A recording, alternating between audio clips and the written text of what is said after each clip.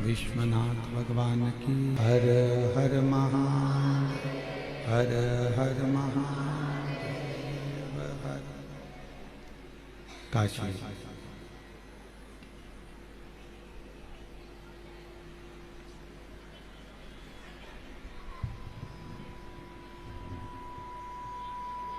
विश्वनाथ ओगड़दानी त्रिकालदर्शी कैलाशी अविनाशी भगवान शिव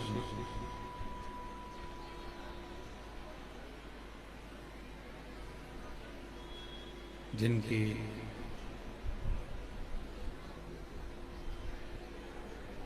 पुनीत पावन पवित्र शिव महापुराण की कथा बाबा देवादिदेव महादेव की कृपा से,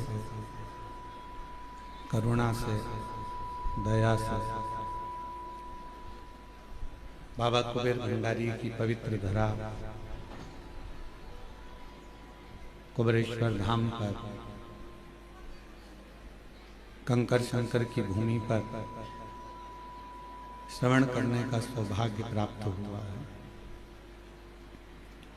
दामोदर मास में कार्तिक महीने में स्वर्गीय श्री मायाराम साहू जी, स्वर्गीय श्रीमती सोनवती साहू जी, स्वर्गीय श्रीमती बुधिया साहू जी, स्वर्गीय श्री मोहनलाल साहू जी की स्मृति में श्री दामोदर प्रसाद साहू जी, साहू परिवार, समस्त ग्रामवासी धनोरा के सौजन्य से ये शिव महापुराण की कथा हो रही है।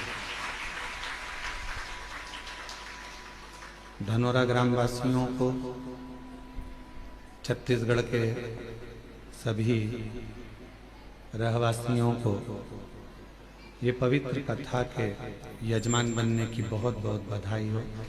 एक बार जोरदार ताली बजाकर इनके लिए साधुवाद। दामोदर मास में दामोदर प्रसाद जी कथा करा रहे हैं। ये शिव की कृपा है, उनकी उदारता है। और तेरी कृपा बिना ना हिले एक भी अणु लेके श्वास तेरी कृपा से बखान क्या करूं मैं राखों के ढेर का चपटी भभूत में खजाना कुबेर का। हे गंगाधार मुक्ति द्वार ओंकार तू, बोले ओंकार तू। आयु शरण बिहारी शंभु तारका। ये कथा भगवान देवादिदेव महादेव की कृपा से, करुणा से, उनकी उदारता से चल रही है। कार्तिक का महीना दीपदान का महीना।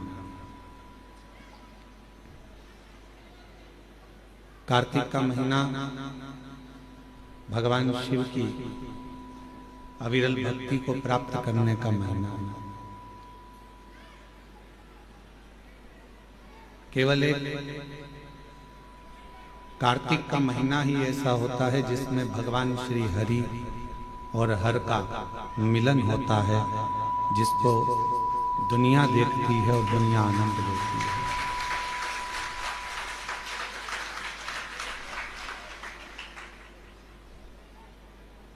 एक वैकुंठ चतुर्दशी का दिन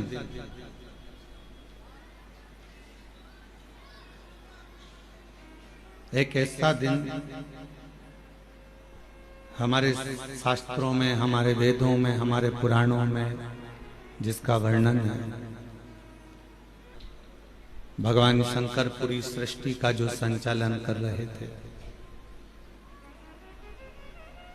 वैकुंठ चतुर्दशी के दिन भगवान शिव अब वो सृष्टि का पूरा भार भगवान नारायण को दे देते हैं।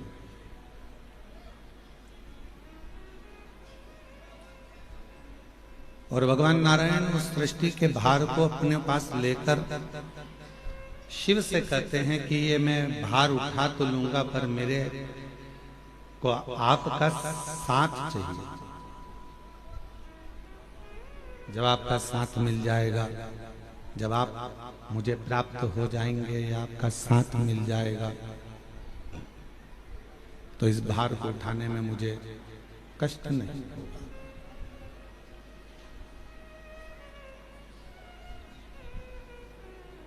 भगवान शिव की कथा और भगवान हरि की कथा आपको और हमको ये प्रेरणा देती है कि अगर कोई कार्य है और उस कार्य को यदि पूर्ण करना है तो सबका सहयोग लेना चाहिए।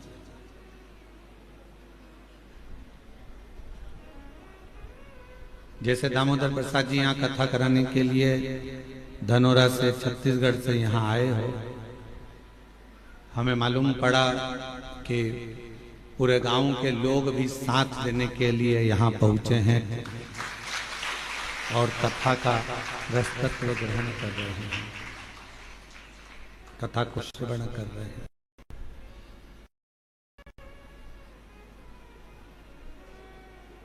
वो एक लाइन सब लोग गुनगुनाते हैं, साथ ही हाथ बढ़ाना, एक अगर थक जाए तो मिलके साथ में, और साथ ही हाथ बढ़ाना, एक अगर मिलकर साथ निभाना, साथ ही हाथ बढ़ाना। शिव और भगवान श्री हरि, हर और हरि, इन दोनों की कथा कर रही है। हरि और हर की कथा वर्णन कर रही है। और हर और हरि की कथा कर रही है कि अकेले यदि कुछ ना कर सको तो सबका सानिध्य, सबका साथ। जब आप सबका साथ लेकर अगर कोई कार्य करोगे तो उसमें सफलता जरूर मिलेगी। पर व्यक्ति के जीवन में लगता क्या है, ये दुकान मैं चला रहा हूं, ये कथा मैं करा रहा हूं, ये घर मैंने बनाया, ये आश्रम को मैं चला रहा हूं, गाड़ी में लाया, काम में कर रहा हूं। मान लो यदि मैं एक दिन भी आश्रम में नहीं आऊं या एक दिन भी दुकान पर ना जाऊं या एक दिन भी मैं काम ना करूं तो कोई काम होगा ही नहीं। ये आपकी गलत फहमी है।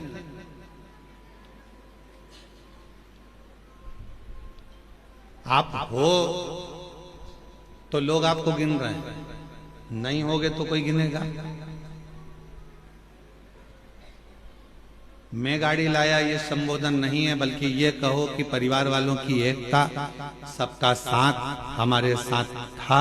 तो बाबा देव अधिदेव महादेव ने ये 5 दिन की शिव महापुराण की कथा सुनने का मौका दिया।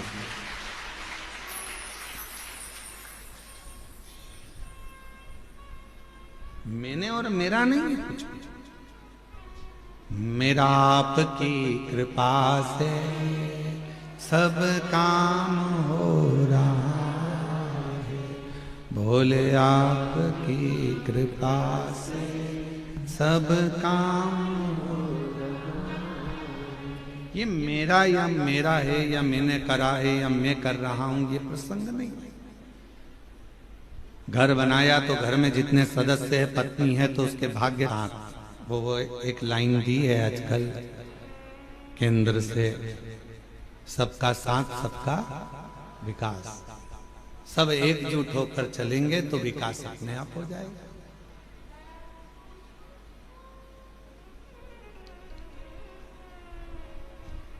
अब आपकी एकजुटता तो बनती नहीं है। बड़े भाई को लगता है कि मैं कर रहा हूं, छोटे भाई को लगता है मैं कर रहा हूं, मंझले को लगता है मैं कर रहा हूं। तन पिंजरे से ये श्वास रूपी पक्षी उड़ जाएगा, तब समझ में आएगा कि करने वाला तो कोई और था, हम तो केवल एक निमित्त थे। हम केवल एक निमित्त है।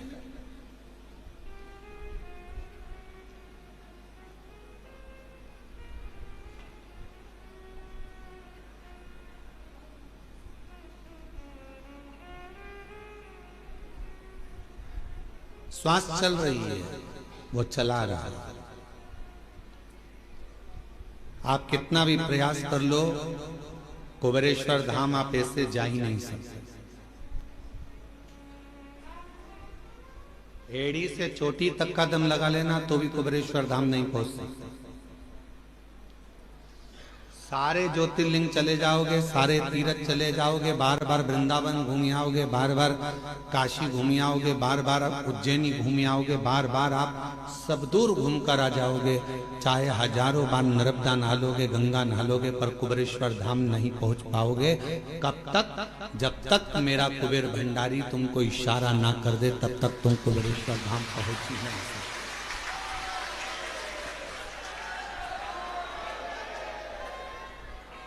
आप अयोध्या हो आओगे, काशी हो आओगे, प्रयाग हो आओगे, गंगा नहा आओगे, हरिद्वार होकर आ जाओगे, आप दुनिया के सारे तीर्थ होकर आ जाओगे, उज्जैनी भी बारंबार चले जाओगे, ओमकारेश्वर भी बारंबार चले जाओगे, पर सीहोर कुबेरेश्वर बाबा के धाम में तो बाबा जब तुम सब दूर होकर आ जाओ, उसके बाद भी तब तक सीहोर नहीं पहुंच सकते, कुबेरेश्वर धाम नहीं पहुंच सकते, जब तक मेरा शिव कृपा ना कर। क्यों? क्योंकि यहाँ जो आएगा, कुबेरेश्वर धाम जो आएगा, तो भगवान शंकर को उसकी झोली 3 महीने में भरना ही पड़ेगी। इसलिए सोच कर बुला।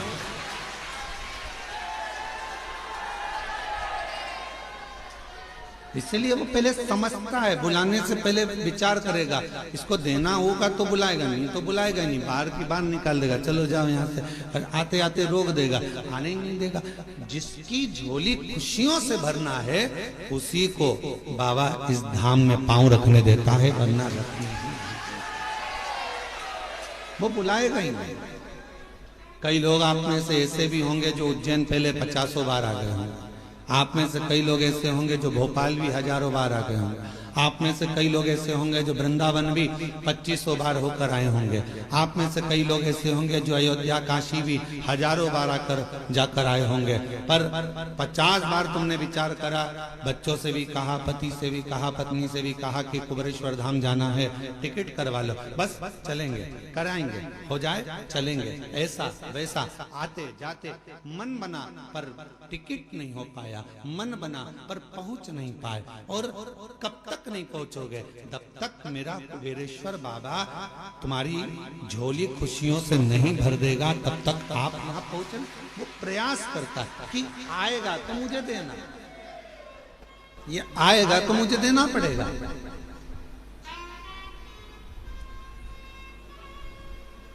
अब हम आपसे पूछें, आपके घर में मेहमान आएंगे तो आप पानी पिलाओगे कि नहीं पिलाओगे? बोलो बोलो, जम के बोलो जरा, पिलाओगे। अगर मेहमान रात रुकने के लिए आया तो खाना खिलाओगे कि नहीं खिलाओगे? खिलाओगे ना। तो भगवान मेरे पास में कंकर शंकर की पूजन कर दी है, तो अब तो मुझको इसको देना ही पड़ेगा। वो रोक नहीं सकता, वो देगा, फिर विचार कर दे।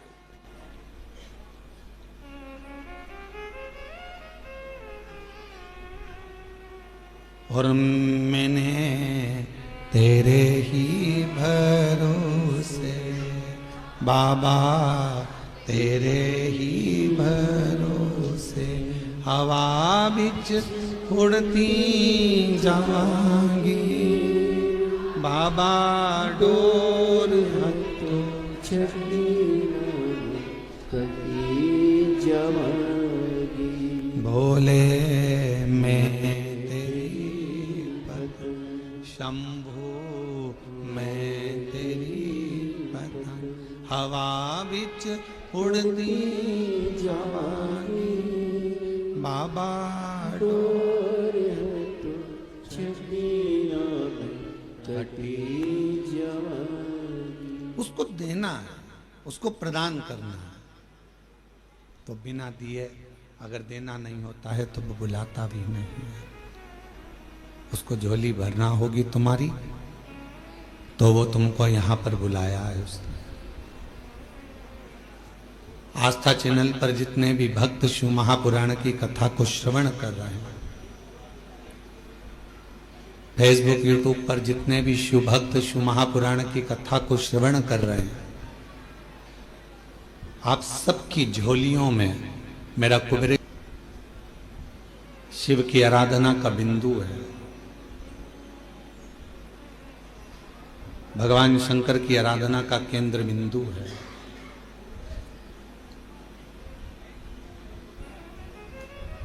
इस दामोदर मास में, इस कार्तिक के महीने में जो हम भगवान शंकर की आराधना करते हैं, जैसे मंदिर में या पंच वृक्ष के नीचे बट वृक्ष, आंवला, पीपल, शमी, बेलपत्र होता है, तो कार्तिक महीने में अगर भूल से भी, कार्तिक महीने में अनायास भूल से भी यदि कहीं शिवालय में पंच दीप दान हो जाते हैं, तो वो कार्तिक के महीने का करा हुआ दान अजर और अमर हो जाता है। अजर।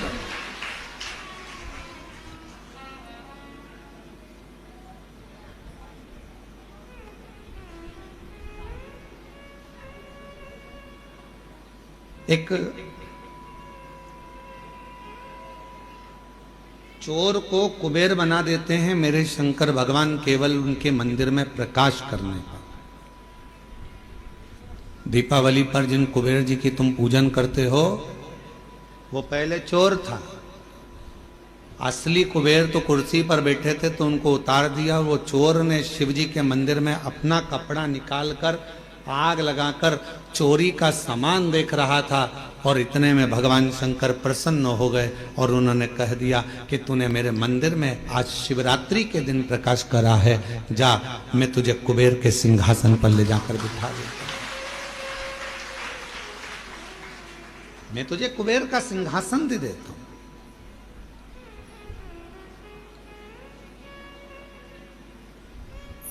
शिवालय का दीपदान हम आप लोगों से भी कहेंगे, कभी एक बार प्रैक्टिकल करो। 1 वर्ष का कोई भिक्षा, ये 7 जगह हैं जहां पर कभी एक जगह का नियम बना लो, या तो बेलपत्री के पेड़ के नीचे, या शमी के वृक्ष के नीचे, या पीपल के वृक्ष के नीचे, या आंवले के वृक्ष के नीचे, या बट वृक्ष के नीचे, या शंकर भगवान के शिवालय में, या अपने घर के दरवाजे के बाहर। ये 7 स्थान हैं, इसमें से कोई एक स्थान आप चुन लो।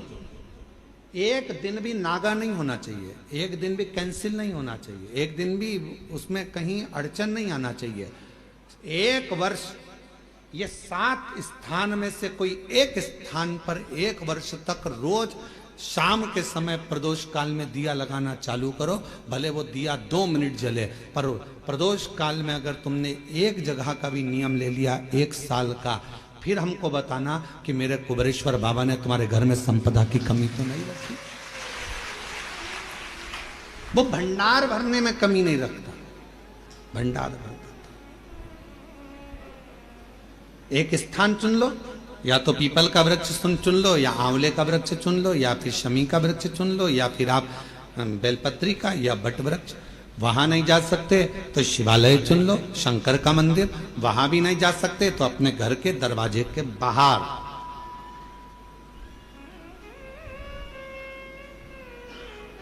एक दीपक लगाने की क्रम प्रारंभ कर दीजिए, एक दीपक। और यदि वो क्रम प्रारंभ हो गया तो फिर आप खुद अंदाजा लगाएंगे कि धीरे धीरे धीरे धीरे आपका परिश्रम, आपकी मेहनत, आपका संघर्ष और आपकी मेहनत के साथ में जो तुम दीप लगा रहे हो, मेरा भोले बाबा दरवाजे पर लगाया हुआ दीप हो, चाहे वृक्ष के नीचे का दीप हो, चाहे शिवालय का दीप हो, वो हमारे मार्ग प्रकाशित करते चले जाता है और हमें रास्ता देते चले जाता है।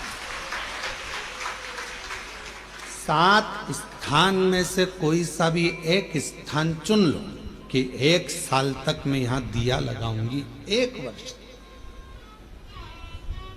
हम ये नहीं कर रहे कि बहुत सारा उसमें घी भरो, आप तो बत्ती गीली करो और उसको ही लगा दो, बस बहुत है। 1 वर्ष।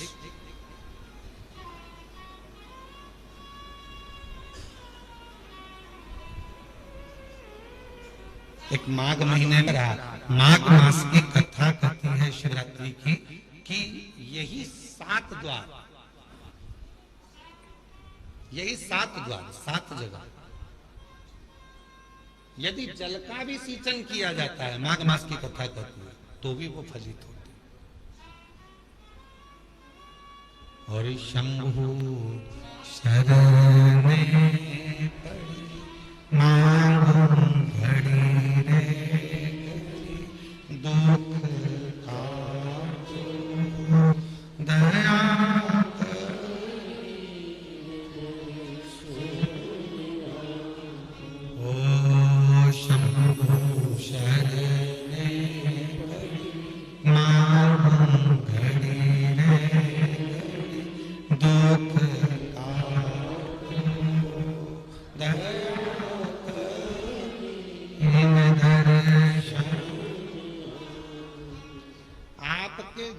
परमात्मा की चौखट पर दीप जलाने से, या अपने घर के बाहर दीप जलाने से, या पंच वृक्ष के नीचे दीप जलाने से दुख धीरे धीरे समाप्त हो ही जाता है। दीप लगाओगे तो मन की बात भगवान से कहो, दीप लगाओगे तो मन की बात भगवान से कहो, प्रार्थना करो। अच्छा एक बात बताओ, आप सब उत्तर दीजिएगा जरा, क्या बोलो? मच्छर से तो शिकायत नहीं करोगे ना कि भैया तू क्यों काट गया रे, मुझे मलेरिया हो गया। मच्छर काट गया, मलेरिया हो गया, शरीर में बुखार आ गया, रोग आ गया, तकलीफ आ गई, कष्ट आ गया, सिर बंधा हुआ है, कपड़े से बांध कर पलंग पर पड़े हो, आंग में लगा लिया, सब किससे?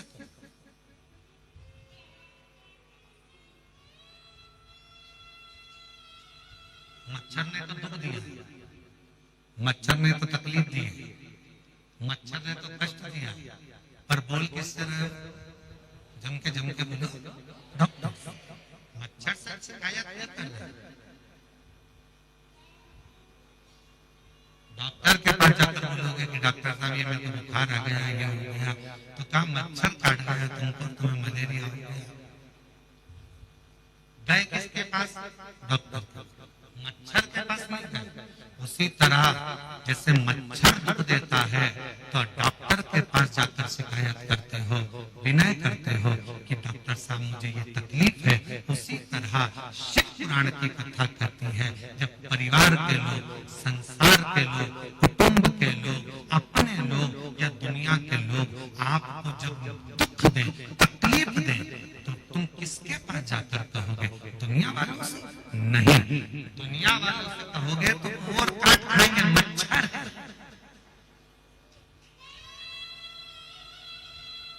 मच्छर से जाकर मच्छर की शिकायत करो। डॉक्टर के पास जाकर कहोगे तो वो दवाई देगा, तुम्हें अच्छा कर देगा। उसी तरह जब दुनिया कष्ट दे, दुनिया तकलीफ दे, अपने ही अपनों को दुख दे दे, तब शिव के दरवाजे पर जाकर उससे कहते आना, वो सारे दुख, सारे कष्ट एक पत्र है, अच्छा है।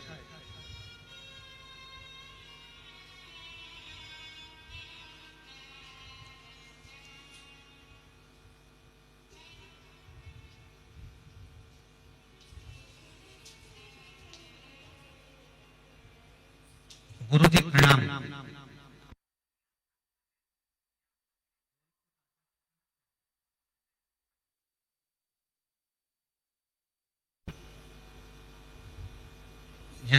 यशवंत सिंह धौलपुर चालक के पद पर मैं सरकारी बस चलाता हूँ, रोडवेज की, यूपी एसआरटीसी। कहीं बैठे हो तो एक बेलपत्र लेने के लिए पीछे से आ सकते हैं। झांसी डिपो में मैं चालक हूँ, झांसी में मैं बस चलाता हूँ, यूपी एसआरटीसी की गाड़ी झांसी से मेरठ चलाता हूँ। गुरुजी, झांसी से मेरठ तक की मैं गाड़ी चलाता हूँ। आपकी कथा बस में, जब मैं बस चलाता हूँ उस समय पर मैं आपकी कथा चालू कर देता हूँ और बस में वो कथा चलती रहती है। तभी एक मुसलमान भाई आरिफ, जिनका नाम है, वो आगरा से हापुड़ जा रहा था और जब हापुड़ से आरिफ नाम का एक मुसलमान भाई आगरा से हापुड़ जा रहा था, तब वह कथा सुन रहा था। वो मुझसे बोल रहा था, बताओ ये तो कथा सुन रहे हो, क्या ये महाराज जो बोल रहा है वो क्या सही में हो जाता है? मैंने कहा यदि भरोसा कर देखो, एक बार यदि तुमने भरोसा कर लिया तो है कि जो महाराज बोल रहा है वो होगा। गुरुजी, मेरा तो पूरा भरोसा था, पर वो आरिफ आपकी बात पर भरोसा नहीं कर रहा था। उसने कहा मैं एक बार इस महाराज का प्रवचन सुनूंगा, और उसने पूरा प्रवचन निकाला। जल पीने से, रुद्राक्ष का पानी पीने से, शंकर की आराधना करने से हो सकता है, तो क्या मुझे तुम्हारे पास कोई रुद्राक्ष मिलेगा? गुरुजी, मेरे गले में आपके यहाँ का रुद्राक्ष पड़ा था, मैंने उस आरिफ को दे दिया। उसने घर जाकर उस रुद्राक्ष को पानी में डालकर शिव जी को पानी पिलाना प्रारंभ करा। गुरुदेव, आज मैं बाबा को धन्यवाद देने के लिए आया हूँ, और वो आरिफ भाई भी आए हैं जिनकी बेटी कैंसर से मुक्त हो गई।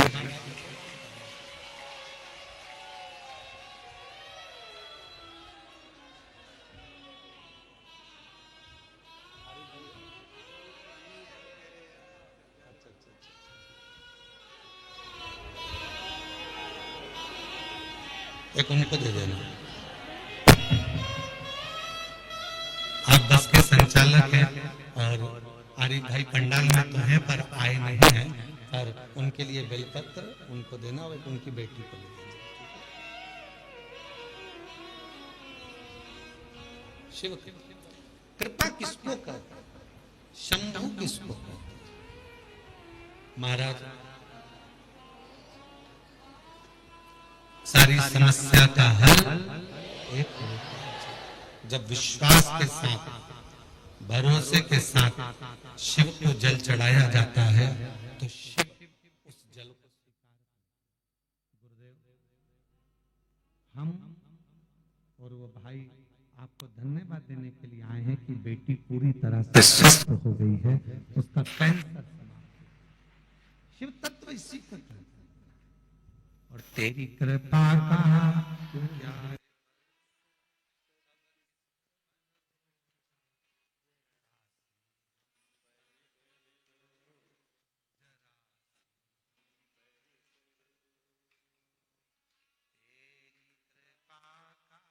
क्या है भरोसा कब किस पर हो, जरा सी हम पर कर दो, जरा सी हम पर कर दो।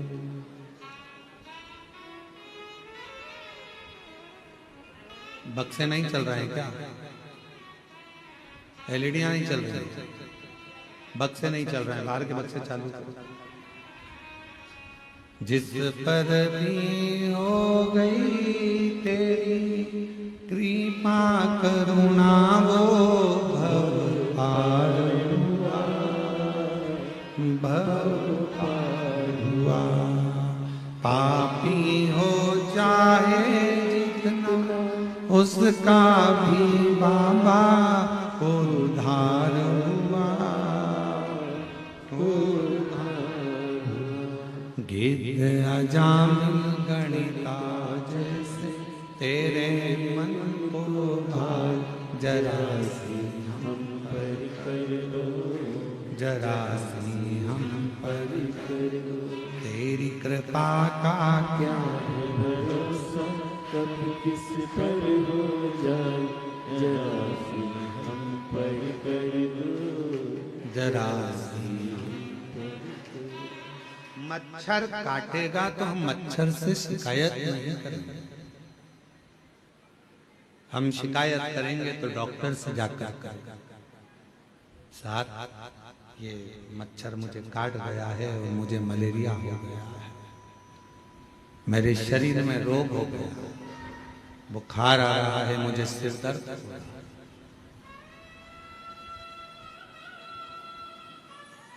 उसी तरह जब दुनिया के मच्छर हमें काटते हैं, संसार के लोग जब कष्ट देते हैं, अपने पर्याय सब जब दुनिया ताना देती है, अब शब्द कहती है, तब दुनिया वालों से जाकर मत कहो, पड़ोसी से, अड़ोसी से, रिश्तेदार से, इनसे मत कहो। कहना है तो एक बार कुबरेश्वर बाबा के दरवाजे पर जाकर कहो कि ये तकलीफ, ये कष्ट निभाएगा।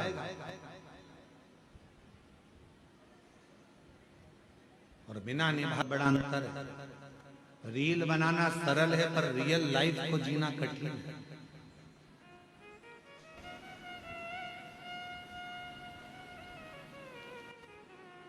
हमने कई लोगों को देखा है कि अपने स्टेटस पे लोग फोटो तो बड़ा स्माइल का लगाते हैं, पर उनसे मिलो एकांत में तो मालूम पड़ता है कि दुनिया का सबसे ज्यादा दुखी व्यक्ति वही है। फोटो तो स्माइल का लगाया है, हंसते हंसते लगाया है, पर उसके अंदर कितना दर्द छुपा हुआ है वही जानता है। उसके भीतर कितना दर्द। हम कुबरेश्वर बाबा से, आप लोगों से ज्यादा तो हमारा मिलना नहीं होता। आप भी कई लोग आए हैं 24 घंटे, 2 दिन, 3 दिन, 4 दिन यहाँ रुके हैं। आपने देखा होगा हम बाहर नहीं मिलते, अपने अनुष्ठान में, अपने जप में लगे रहते हैं, भजन करना। और बाबा से एक ही प्रार्थना करते रहते हैं, तेरी चौखट के अंदर जो प्रवेश कर जाए, इस कुबरेश्वर बाबा की धरा पर जब कोई आ जाए तो इतनी कृपा जरूर करना कि वो 3 महीने में झोली भरकर वापिस आ जाए। वो खाली ना,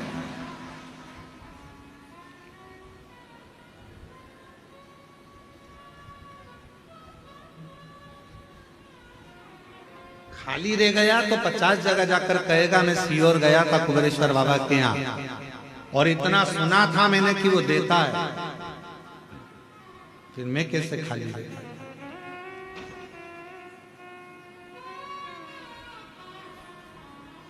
और हम आप लोगों से भी कहेंगे ये कुबेरेश्वर बाबा की धरा है, कंकर शंकर की भूमि है। यहां विश्वास अगर आपके दिल में है तो शिव दिए बिना नहीं रह सकता। एकांत में बैठकर 108 बार श्री शिवाय नमस्तुभ्यं बोलो, 5 कंकर बीन कर उसका पूजन करो, उसको शिव मानकर उसकी आराधना कर कर उससे प्रार्थना करो, बाबा बहुत आस लेकर आया हूं, से भी खाली चला जाऊंगा तो फिर कहां जाऊंगा। अब ये श्वास तेरी है, शरीर तेरा है, घर तेरा है, परिवार तेरा है, ऐसी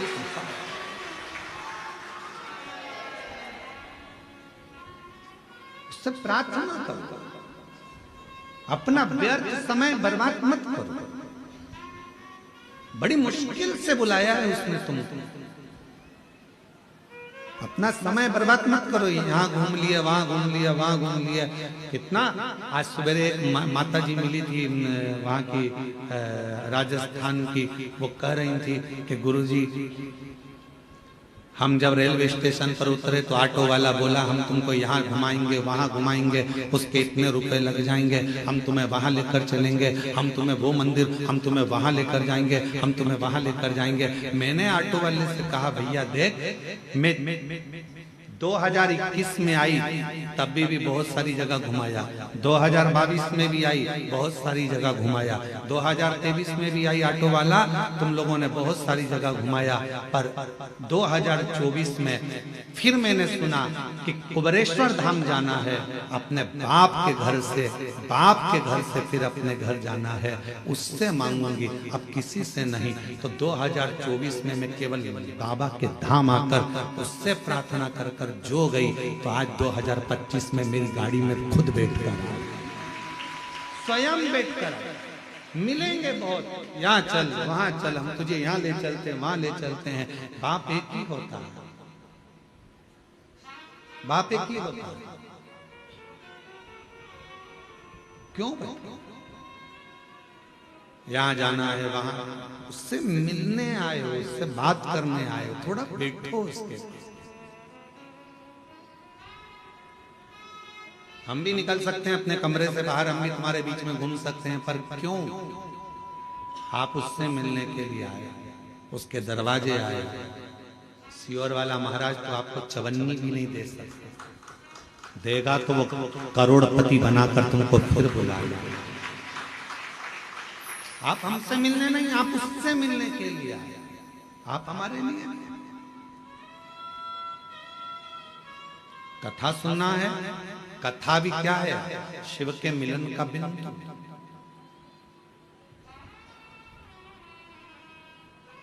शंकर से मिलन का बिंदु है शिव महापुराण की कथा।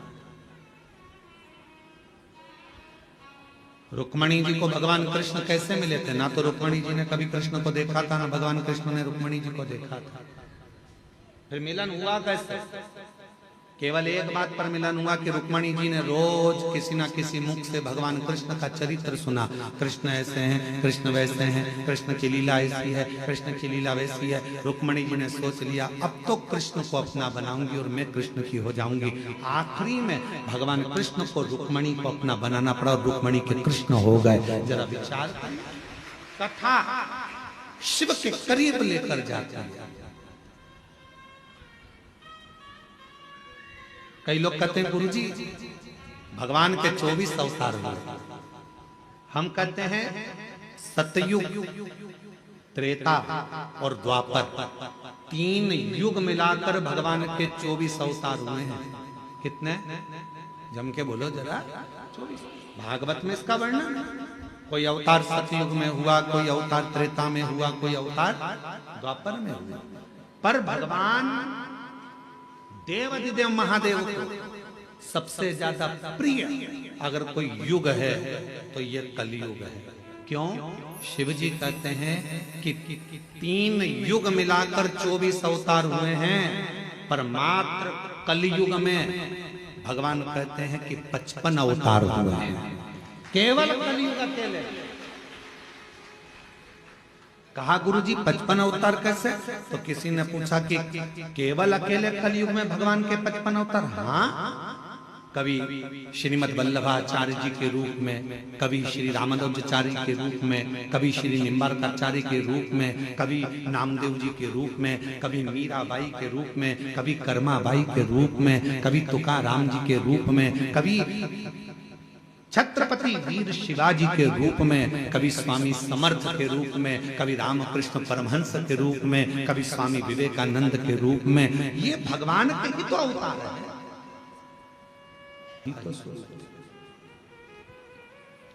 जितने भक्त सतयुग में नहीं हुए, जितने भक्त द्वापर में नहीं हुए, त्रेता में नहीं हुए, उससे ज्यादा भगवान के भक्त कलयुग में पैदा हुए, जिन्होंने भक्ति कर कर सारे जनमानस को कृतार्थ किया। ये अवतार जितने साधु सन्यासी तपस्वी साधक उपासक जो भगवान की अविरल भक्ति में डूबे हुए हैं, वो भगवान का ही तो एक प्रतिबिंब है, भगवान का ही तो स्वरूप है। एक गीत की लाइन है, तुझ में रब दिखता है यारा में, आप उसको ढूंढो। और जब उस स्वरूप को किसी में देखते हैं तो वो उसमें नजर आता है। क्यों आए कुबरेश्वर धाम? कथा सुनने के लिए। क्यों आए कुबरेश्वर धाम? बाबा से बोलने के लिए। क्यों आए कुबरेश्वर धाम? बाबा से विनय करने के लिए, निवेदन करने।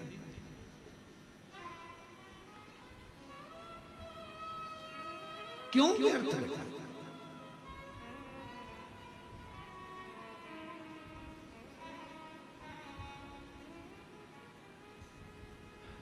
कुबरेश्वर बाबा की धरा पर मेरी माताएं, मेरी जीजियां भी आती हैं, जिनके संतान नहीं है, वो भी आकर अगर दंडवत करती है। वहां की मिट्टी जब वो सोच,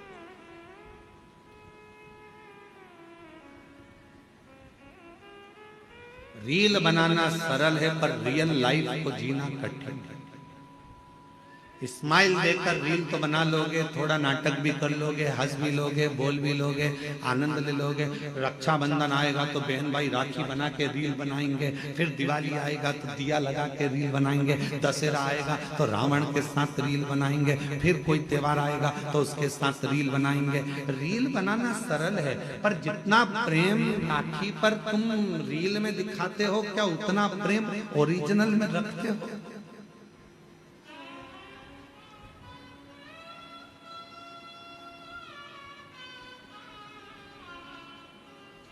रील बनाना सरल है। एक फिल्म का निर्माण करना सरल है। पूरी फिल्म में देखो, एक लड़का बता देते, एक लड़की बता देते, एक दो दुश्मन बताते थे, और पूरा घुमा फिरा कर झगड़ा, लड़ाई, पंगड़ा सब दिखाएंगे। आखिरी में फिल्म कहाँ खत्म होती है? जहां लड़का लड़की की शादी होती है। ठीक है, बोलो बोलो, जम के तो बोलो। फिल्म का वहां पर एंड हो गया, पर हकीकत में फिल्म का तो वहां एंड हो गया, पर अब बताना था फिल्म वालों को कि शादी के बाद क्या क्या होता है।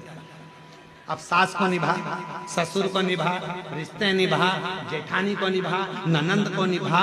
फिल्म ऐसी बनना चाहिए कि जिसमें रियल लाइफ हो, और जिसमें यह दिखाया जाए कि ननंद बहन होती है, सास माँ होती है, ससुर पिता होता है, जेठ देवर ये हमारे अपने होते हैं, जिनको निभाया जाए, तोड़ा नहीं जाए। रील बनाना सरल है, पर रियल लाइफ को जीना कठिन। पढ़ाई कर ली इंजीनियर बन गए, पढ़ाई कर ली ये बन गए, पढ़ाई कर ली वो बन गए। अरे हमने इतना पढ़ाई करा, हमने इतनी डिग्री धारण करी, पर उनसे पूछो अभी अभी हमने पहले देखा है एक हीरो अपना सुसाइड कर लिया, एक हीरोइन अपने मर गई, सुसाइड कर लिया। क्यों भैया? तुम्हें तो करोड़ों का धन मिलता था। एक संत थे, उनने सुसाइड कर लिया था। तुम सब अखबारों में पढ़ते रहते, टीवी में देखते रहते, उनने सुसाइड कर लिया था। तो तुम तो इतने बड़े संत, तुम इतने बड़े फिल्मी हीरो, तुम्हारे पास करोड़ों का धन, वैभव संपदा सब कुछ है, गाड़ी बंगला नौकर चाकर सब कुछ है, तुम्हारे पास में धन भरा पड़ा है, बढ़ गए, पर मन का सुकून नहीं बढ़ पाया, शांति नहीं बढ़ पाई। भीतर की शांति होना बहुत जरूरी है और वो नहीं बढ़ पाता। जितने कॉलेज हैं, जितने स्कूल हैं, सब में कमाने का तरीका सिखाया जा रहा है। जितने कॉलेज हैं, जितने स्कूल हैं, सब में कमाने का तरीका सिखाया जा रहा है। कमाई कैसे करना है, किस तरह से कमाना है, पैसा कैसे लाना है। हर कॉलेज में, हर स्कूल में कमाने का तरीका सिखाया जा रहा है, पर कोई कॉलेज, कोई स्कूल ऐसा नहीं है जिसमें प्रेम बढ़ाने का, उम्र बढ़ाने का, घर में व्यवहार बढ़ाने का तरीका सिखाया जाए। वो वो बढ़ गया, उसको बढ़ाया।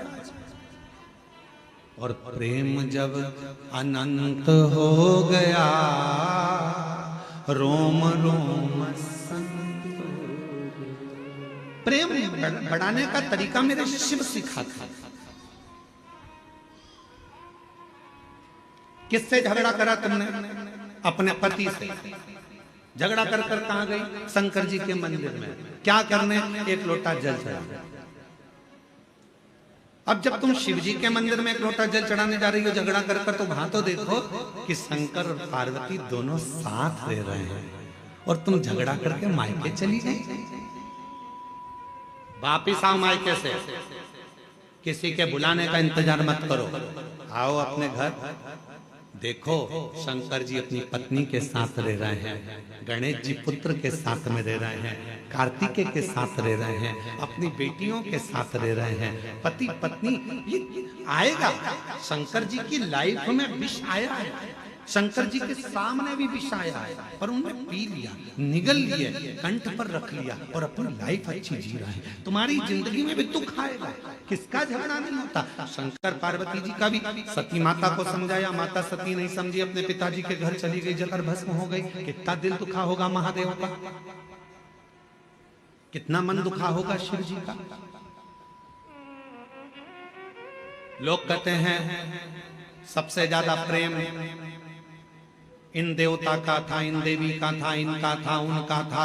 लोग कहते हैं प्रेम की मूर्ति ये भगवान थे, पर सही प्रेम की मूर्ति तो मेरे शंकर भगवान और माता सती थी। शायद शिव जैसा प्रेम किसी ने नहीं करा, शायद माता सती जैसा प्रेम किसी ने। भस्म हो गई, कंधे पर धर लिया, तांडव रच दिया, मेरी पत्नी, उसकी याद में गले में मुंडों की माला पहन ली, और बचा कुचा था, मेरी पत्नी मर गई तो उसके तन की भस्म को, राख को अपने शरीर पर लपेट लिया कि मेरी पत्नी की राख है। इतना प्रेम शिव अपनी सती से करते थे, और इतना प्रेम सती अपने शिव से करते। ये प्रेम है, ये प्रेम। केवल मैसेज में लिख देने से आए। आज के जितने त्योहार हैं केवल गिफ्ट के हो गए, केवल गिफ्ट के त्योहार। पापा ने क्या दिलाया बच्चों को? ये कपड़ा तक नहीं दिलाया त्योहार पर। करवा चौथ का व्रत था, मेरी बेटी को एक साड़ी तक नहीं दिलाई। दामाद तुमने, केवल गिफ्ट से प्रेम रह गया, केवल लेन देन से प्रेम रह गया। पहले कुछ नहीं होता था, कुछ भी नहीं। किसी के घर में तो धन भी नहीं होता था, तो भी निभता था परिवार, निभता था। अभी एक बहन उसका घर में कुछ भी नहीं था, कुछ भी। उसने अपने पड़ोसी से कहा कि मेरा छोटा सा झोपड़ा है, टूटा हुआ घर है, मेरा छोटा सा झोपड़ा टूटा घर। हमारे यहाँ तो कोई मूर्ति खरीद कर लाएंगे लक्ष्मी जी की या देवता की तो वो पैसे भी नहीं। तुम सीहोर वाला महाराज से पूछो ना कि हम पूजन किसकी करें लक्ष्मी जी के लिए, पूजन किसकी। उसकी पड़ोसन से उसने कहा तो पड़ोसन ने फोन लगाया सीहोर कुबरेश्वर धाम। आशीष हमको बोले कि गुरुजी उन्होंने पूछा ना हमारे पास में चढ़ाने का कुछ है ना लगाने का कुछ है, ना हम हमारे घर को ज्यादा पोस सकते हैं, गाय के गोबर से लीप दिया है, हम किस चीज की पूजन करें। तो हमने आशीष से कहा उनके घर में कुछ नहीं होगा, झाड़ू जरूर होगी, आप उनसे बोल दो दिवाली पर झाड़ू की पूजन कर ले लक्ष्मी। करोड़ों का धन होगा तो भगवान रीझेगा, ये पुराण नहीं करी, दूसरे रीझ जाएंगे तुम्हारे करोड़ों के धन के चक्कर। कोई सेठ जी आए, आओ साहब हम तुम्हारी पूजन कराते हैं, आओ साहब हम तुम्हें दर्शन कराते हैं, आओ साहब। क्यों? सेठ जी जाएंगे तो 500 का लिफाफा दे जाएंगे।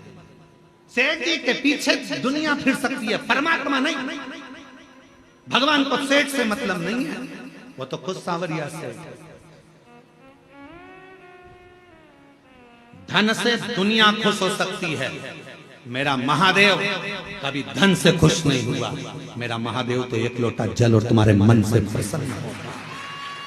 राज ने शंकर जी की पूजन को इतना सरल कर दिया कि दुनिया के लोग कहीं नहीं जाते, केवल एक लोटा जल लेकर शिव जी के पास पहुंच जाते और दुनिया के लोगों का दुख मिट गया, तकलीफ मिट गई। इतने पत्र आते हैं रोज, यहाँ दर्शन करने वाले आते हैं, उनका काम हो जाता है तो यहीं पर पत्र लिखकर ऑफिस में जमा कर कर जाते हैं। जितने लोग आते हैं, कई लोग आप में से भी ऐसे आए हैं कि वो पत्र लिखकर ऑफिस में दे जाते हैं, भैया हमारा पत्र है, बाबा ने हमारी पूर्ण कर दी, हमारी झोली भर दी। महाराज पढ़े चाहे नहीं पढ़े, ये पत्र ऑफिस में जमा करो, जो कमरा बनेगा उसमें ये पत्र रखाएगा कि मेरे बाबा ने मेरे ऊपर ये कृपा करी है। भैया मैं आई थी, बाबा ने इतनी करुणा करी। पत्र लिखकर लोग ऑफिस में देकर जाते हैं।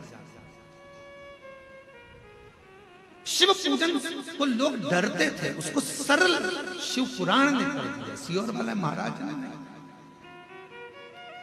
लोगों ने विचार करा था इतना पूजन में इतना विधान लगता है, इतना धन लगता है, इतनी दौलत लगती है, इतनी संपदा लगती है, पर शिव पुराण कहती है पूजन में केवल मन लगता है। आप जितने लोग शिव महापुराण की कथा सुनने के लिए आए हो, हृदय से कथा श्रवण करने के लिए आए, हृदय से, दिल से सुना, मन से सुना।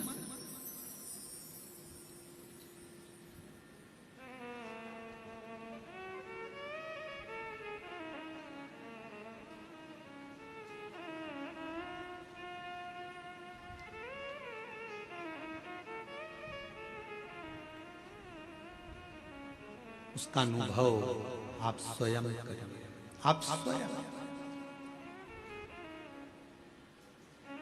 ये कुबरेश्वर धाम की धरा एक ऐसी धरा है जहां सारी ऋतुएं, सारे व्रत, सारे तीर्थ, सारे पुराण, सारे शास्त्र का सुख यहाँ प्राप्त हो। आप महसूस करो, आप खुद महसूस करिएगा। और जो लोग 2-3 दिन से रुके हैं वो महसूस कर रहे होंगे। अभी भी हम ये कहेंगे, आप तो भरचक गर्मी के दिनों में आओ तो भी तुम महसूस करो, तीनों ऋतुओं का दर्शन होगा आपको। सुबह 4 बजे से लेकर यहाँ 11 बजे तक आपको, सुबह 4 बजे से 11 बजे तक यहाँ शीत ठंडक का महसूस है। भरचक गर्मी कितनी है, कितनी भी गर्मी पड़े, दोपहर में यहाँ शाम को 4 बजे तक ऐसा महसूस होता है कि जैसे बहुत ग्रीष्मता है। और 4 बजे के बाद शाम को 7 बजे तक प्रदोष आरती तक ऐसा लगता है कि हल्की हल्की पानी की बूंदें कहीं से आ रही हैं, चेहरे पर आकर गिरी है, कहीं जल वर्षा। सारी ऋतुएं दर्शन कराती है, सारी।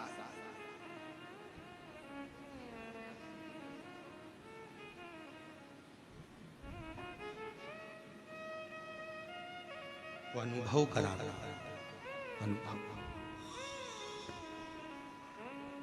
महाराज रियल में जी, रियल में नहीं। रियल लाइफ जो है आपकी अच्छी है। शिव जी को 1 लोटा जल चढ़ाना प्रारंभ, अपने बच्चों को भी कहो कि हमारी पूंजी है, 1 लोटा जल लेकर जाओ, ये हमारी पूंजी है, 1 लोटा। इसके बिना कहीं सुख नहीं।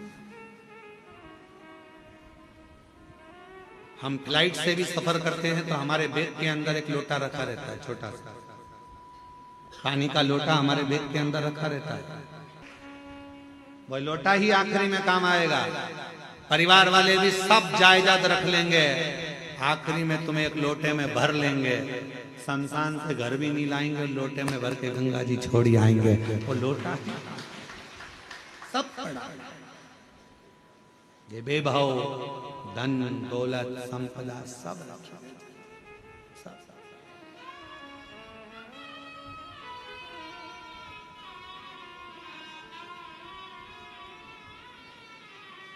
भक्ति करिए। कुबेरेश्वर धाम पर आए हो तो बाबा पर पूर्ण आश्रित होकर, मुझे कहीं नहीं जाना, मुझे तो मेरे कुबेर भंडारी के दरवाजे जाना है, एक बार उससे मिलकर आना।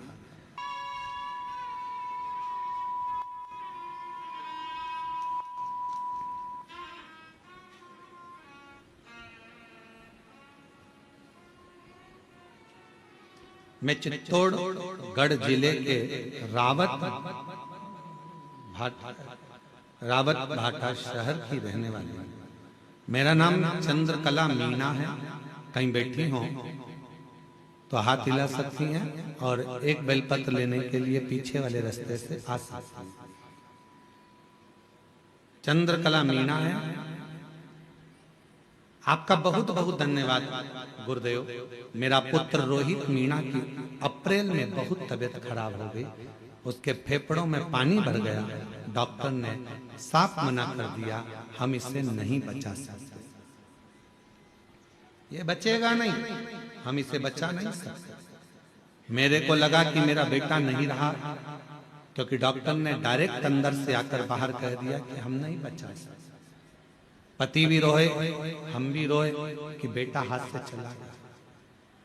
मेरे को लगा कि मेरा बेटा नहीं रहा, पर गुरुजी मैंने हार नहीं मानी। मैंने कहा जो काम डॉक्टर नहीं कर सकता, फिर आखिरी में शिव जरूर करेगा।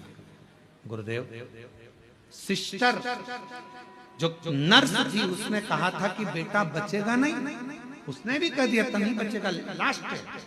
पर एक काम करो, वो सियोर वाला बाबा, वो सियोर वाला बाबा कथा में कुछ ना कुछ बताता रहता है, अगर उसका कोई एक उपाय भी तुमने कर लिया तो ये पक्का है, ये बच सकता है। हम अस्पताल के पास में मोबाइल रखकर सुने, उसमें आपने रात्रि 9:15 वाला उपाय बताया और डॉक्टर ने तो कह दिया कि अब इसको ले जा सकते हो, अंतिम है ये, इसको घर में श्वास आखिरी निकले तो इसको ले जाओ। हमने कहा डॉक्टर साहब थोड़ा सा रुको, थोड़ा सा। कथा सुनकर शिव के मंदिर दौड़ी, जल भर कर लाई, जल लाकर बेटे के मुख में दिया। डॉक्टर ने पूछा क्या दे रहे हो? हमने कहा आप कह रहे हो कि अंतिम श्वास है तो गंगा जल ही समझ। मुख में जल दिया और जल देकर बेटे के पूरे शरीर पर हाथ फेर दिया। गुरुदेव 20 से 25 मिनट तक श्री शिवाय नमस्तुभ्यम का जप करती रही मैं, और 20 से 25 मिनट तक जब श्री शिवाय नमस्तुभ्यम का जप करती रही, तब एकदम बेटे ने झटका लिया और झटका लेकर थोड़ी देर के लिए उठकर बैठा। डॉक्टर ने फिर इलाज चालू करा और बाबा की कृपा से मेरा बेटा बच गया। मेरा बेटा बच गया। आज हम पूर्ण तरह से मेरा बेटा स्वस्थ है। पंडाल में कथा सुनने के लिए आए हैं, दर्शन करने के लिए आए हैं। मैं चित्तौड़गढ़ जिले के रावत भाटा शहर की निवासी हूँ। मेरा नाम चंद्रकला मीणा है। हम बाबा को प्रणाम करने, मेरा बेटा है रोहित मीणा। शिव तत्व किसको कहता है? शंकर किसको कहता है?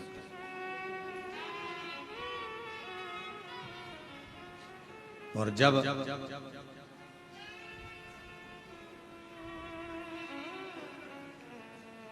भरोसा पूर्ण हो जाता है, विश्वास पूर्ण हो जाता है, तो शिव कैसे ना? शिव कैसे ना मिले? कहीं पर भी बैठकर आप कुबेर भंडारी को जब पुकारते हो, कुबेरेश्वर बाबा का स्मरण करते हो, तो शिव तत्व आपके करीब होता है।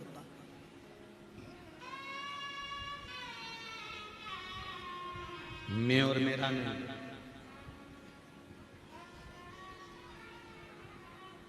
कई लोग जब ऑनलाइन कथा होती है कुबेरेश्वर धाम से तो लोग जजमान बनते हैं अपने अपने घरों में बैठकर कथा सुन। वो नहीं आ पाते, घर में बैठकर भी जजमान बन जाते हैं।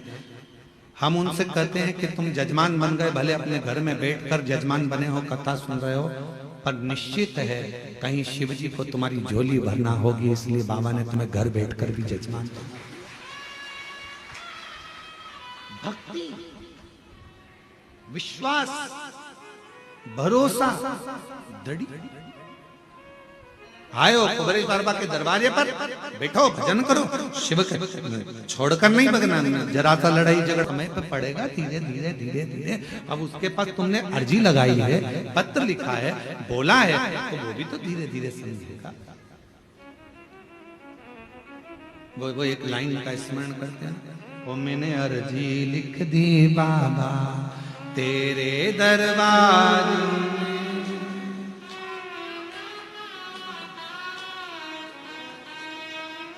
हे बाबा मैंने तो अर्जी लिखी है तेरे द्वार पर आकर तुझसे विनय करा है, निवेदन करी, प्रार्थना करी, कोई आडंबर नहीं। शिव महापुराण की कथा कहती है शंकर को भजने वाले को कोई आडंबर की जरूरत नहीं है। तुम जैसे हो वैसे ही बने रहो। आज का जमाना बड़ा विचित्र है। आज के समय में दुश्मनों से डरने की जरूरत नहीं है।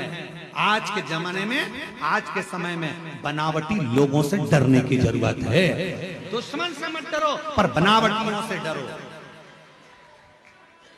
आज का जमाना दुश्मन से डरने का नहीं है। दुश्मन से तो तुम लड़ लोगे, पर जो बनावटी जिंदगी जी रहा है, अच्छे अच्छे बनकर तुम्हारे पास में आ जाते हैं, भैया जी, भाभी जी, काकी जी, काका जी करके बड़े तुम्हारे प्रेमी बनते हैं और बाद में तुम्हें चूना लगाकर चले जाते हैं। दुश्मन से मत डरो कलिकाल में, पर बनावटी जिंदगी जीने वालों से डरो, जो बनावटी रूप रखकर तुम्हारे करीब में आते हैं और तुम्हें धोखा देकर चले जाते हैं। बनावटियों से डरो।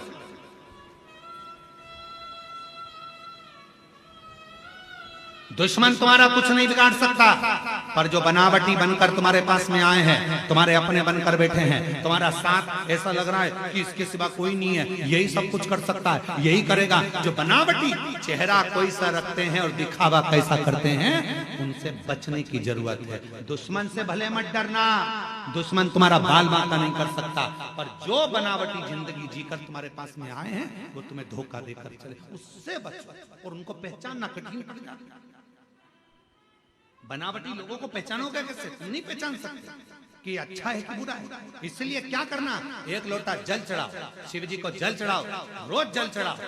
शंकर सबसे पहला काम एक करते हैं, शिव क्या करते हैं तो के जो तुम्हारे पास बनावटी लोग रहते हैं, एक लोटा जल चढ़ाने वाले व्यक्ति के पास में जो उसका बनावटी लोग रहते हैं, उनको धीरे धीरे शंकर भगवान तुम्हारे दुश्मन को, तुम्हारे बनावटी को दूर करते चले, अच्छों को जोड़ेंगे। दुश्मन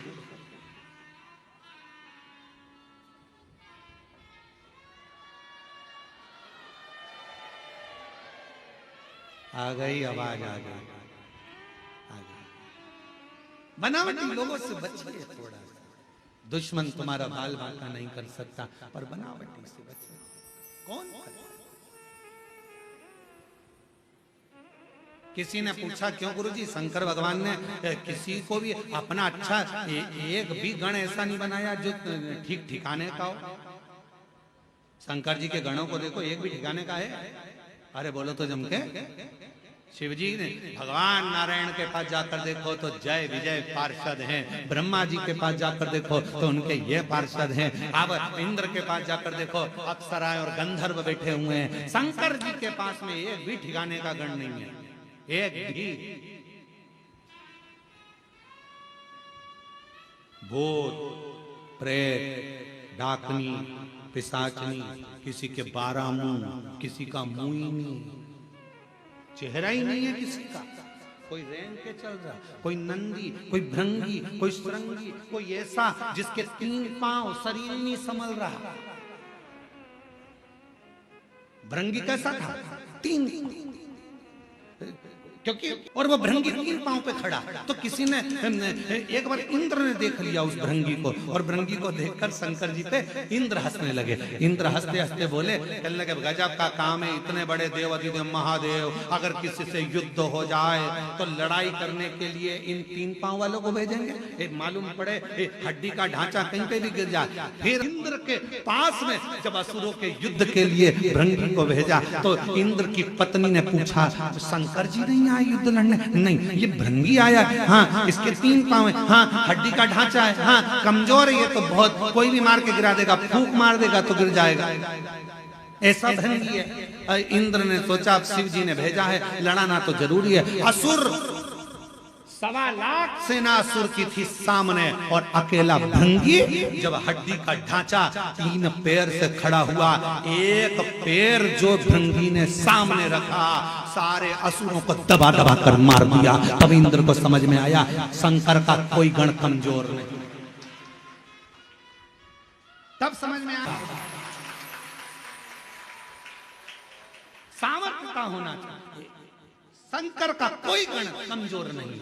शंकर के गण को कभी कमजोर मत समझो। नंदी, भृंगी, श्रृंगी सब भग जाओ। अब जब तुम भग जाओ तो देवता बचेंगे? वो भी भग जाएंगे। अप्सराएं वो भी भग जाएंगे, गंधर्व वो भी भग जाएंगे। शिव शंकर के इंद्र ने ये विचार कर लिया था, ये भृंगी हड्डी का ढांचा, 3 पांव, हड्डी का शरीर, क्या करेगा ये? इससे कोई लड़ाई होगी? इंद्र हंस कर गए थे कि शंकर जी के पास सारी सेना आड़ी टेढ़ी है, कोई काम की नहीं। क्या नंदी लड़ाई करेगा? क्या भृंगी लड़ाई करेगा? क्या श्रृंगी लड़ाई करेगा? कोई गण में इतना बल नहीं है कि वो लड़ाई लड़ लेगा।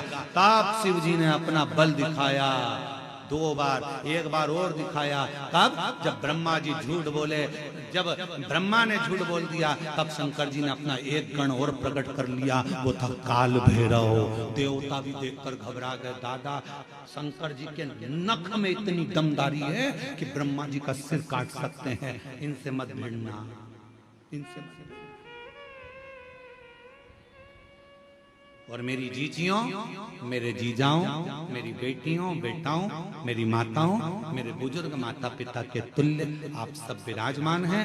निवेदन करूंगा, एक लोटा जल जो चढ़ाता रहता है शिव को, वो शंकर का गण कहलाता है। फिर वो गण से दुनिया भी एक तरफ होती है।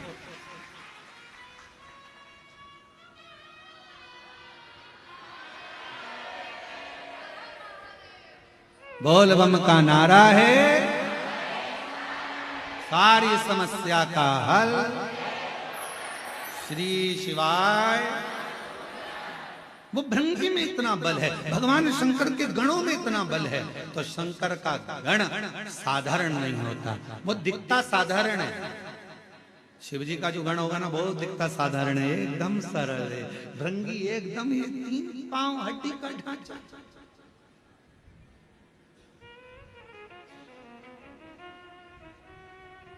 दिखता सरल है, इसमें कुछ भी नहीं है, दमदारी नहीं है, बिल्कुल ऐसा रहता है, ऐसा इतना सरल दिखे ही नहीं।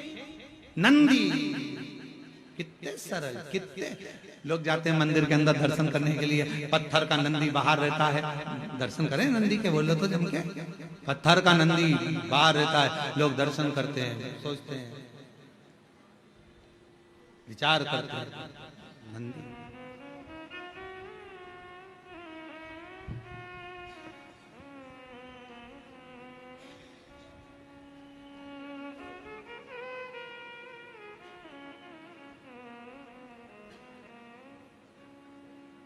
कार्यकर्ता ध्यान दें, जो मंदिर प्रांगण में अंदर बैरिकेड के भी जो लोग बैठे हैं उनको बैठे रहने दें। प्रदोष काल की आरती जब आप करें तो बाबा का स्नान थोड़ा लेट करा दें। भक्त लोगों को कथा सुनने दो, सीटी बजा बजा कर उठाओ मती, उन्हें बैठे रहने दो। तिवारी को भी कष्ट ना दें, बैठे हैं तो बैठे रहने दो, सीटी ना बजाओ, बैठे रहे। आरती जब शिव पुराण की आरती हो जाए तब उनका स्नान करा के बाबा का चंदन लगा के प्रदोष की आरती करा देना, जैसा सुंदर श्रृंगार होता है। भीतर बोल बम का नारा है,